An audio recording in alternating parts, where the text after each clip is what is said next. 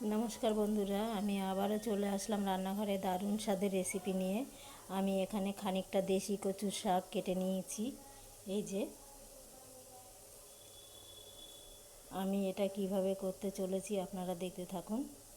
এখানে জল বসিয়ে দিয়েছি, জলটাও আমার ফুটে গেছে। দিয়ে দিচ্ছি আমি এই জলে,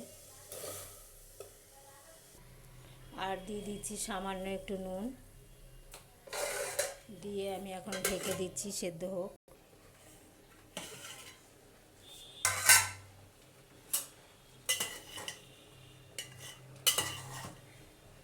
কচু শাকটা সেদ্ধ হয়েছে, আমি একটা নেটে নামিয়ে নিয়ে জলটা ঝরিয়ে নেব।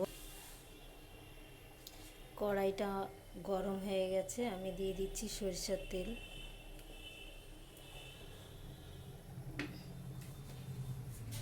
এখানে কচু শাকটাও জল ঝরাতে দিয়েছি। এখানে একটা ইলিশ মাছের মাথা আছে, নুন হলুদ মাখিয়ে নিয়েছি। কড়াইতে তেল গরম হয়ে গেছে,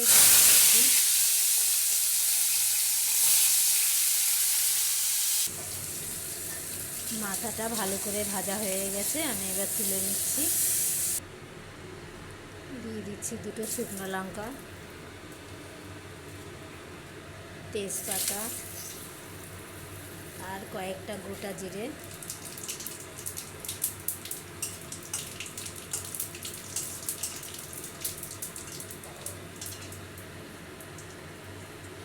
দিয়ে দিচ্ছি এখানে আদা জিরে বাটা।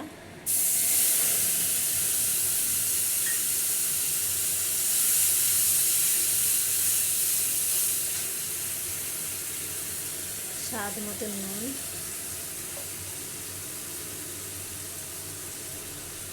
হলুদ, স্বাদ মতন একটু চিনি,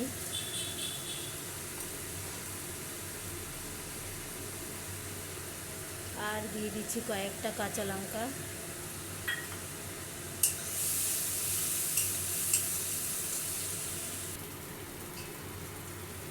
মশলাটা কষানো হয়ে গেছে, দিয়ে দিচ্ছি আমি কচুর শাক। জল ঝরিয়ে রাখা কচুর শাকগুলো দিয়ে দিলাম।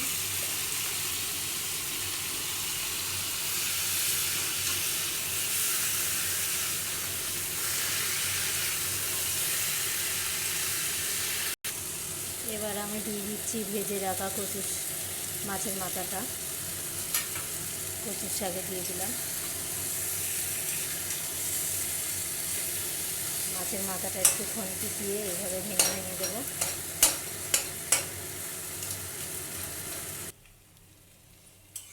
কচুর শাকটা হয়ে গেছে পুরোপুরি, আমি এবার নামিয়ে ফেলছি। এই যে পুরোপুরি নামিয়ে ফেলেছি। কার কার ভালো লাগলো বন্ধুরা, আমার এই রেসিপিটা দেখে যদি তোমাদের কাছে ভালো লাগে সবাই লাইক শেয়ার কমেন্ট করবে। এর থেকে ভালো ভালো কিছু বানাতে পারি কিনা সব সময়ের জন্য চেষ্টা করব।